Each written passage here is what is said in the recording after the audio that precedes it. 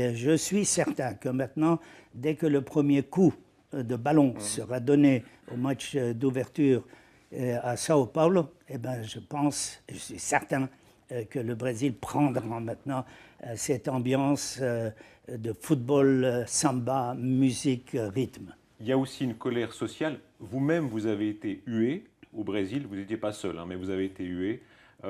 C'est difficile comme moment? Non, écoutez, je le sais très bien. On ne peut pas faire le bonheur de tout le monde. Ça n'existe pas. Les Brésiliens, ils sont un peu mécontents parce qu'on leur a promis beaucoup. Parce que le Brésil est tout de même la 6e économie du monde.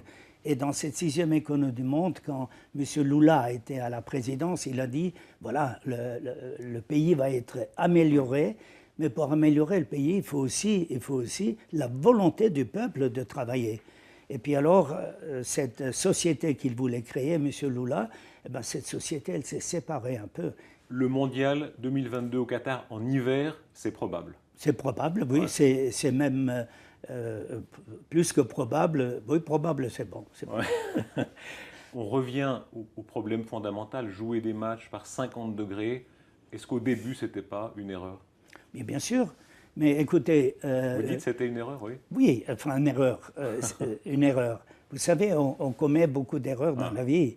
Le rapport technique du Qatar indiquait bien qu'il fait trop chaud en été. Mais le comité exécutif, avec une majorité assez large, a quand même décidé qu'on va jouer au Qatar. Pour dire les choses brutalement, est-ce que le Qatar a un peu acheté le mondial? Non. Alors ça, je ne dirais jamais qu'ils ont acheté, parce que c'était la poussée politique. C'était vraiment, aussi bien qu'en France qu'en Allemagne. Mais derrière la politique, vous savez bien qu'il y a l'argent. Tellement d'argent, le Qatar, qui achète tout partout. Oui, ça mais lui donne un poids énorme. écoutez, nous ne pouvons pas intervenir dans les considérations politiques. On sait très bien des grandes maisons françaises et des grandes maisons allemandes travaillent au Qatar. Mais ils ne travaillent pas seulement pour la Coupe du Monde. La Coupe du Monde est une petite chose que ce qui se passe aujourd'hui au Qatar. Michel Platini racontait cette scène hallucinante, Nicolas Sarkozy qui l'appelle, qui dit « Ah, viens déjeuner à l'Élysée » et ah, comme par hasard, il y a l'émir du Qatar, le Premier ministre du Qatar qui sont là. Ça vous choque ou c'est le jeu?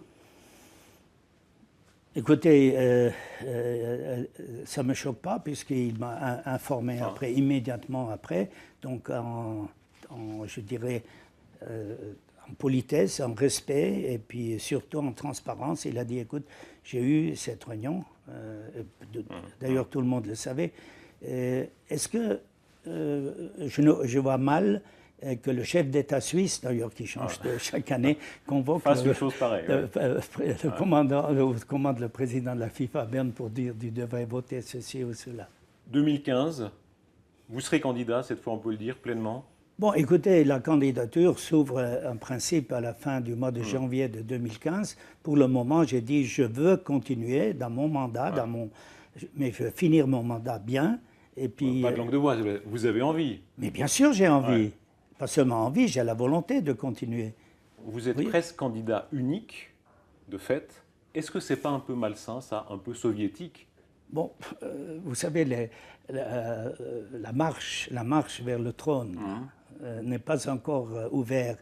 Elle se présente bien pour vous. Et puis il y a beaucoup de personnes qui aimeraient prendre cette position, mais ils se rendent compte aussi, les personnes se rendent compte que ce n'est pas une sinécure. C'est pas facile aujourd'hui de diriger une organisation avec 300 millions de membres, direct 300 millions. Que vous avez beaucoup développé, mais que vous avez un peu verrouillé aussi, franchement. Verrouillé? Comment verrouillé? Vous avez le pouvoir, quoi.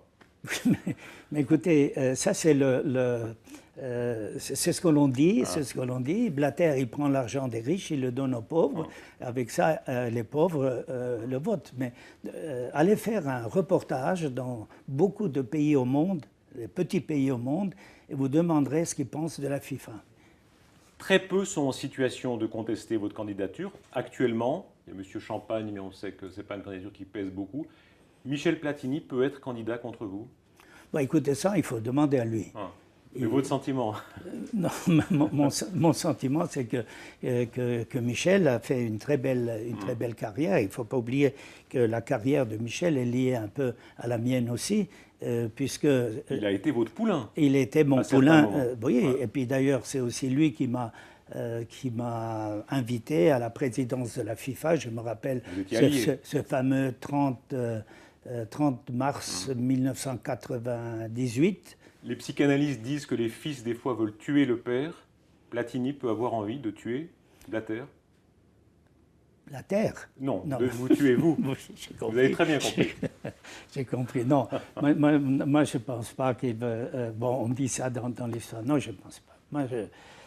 Non, Platini est un homme avec un caractère très profond.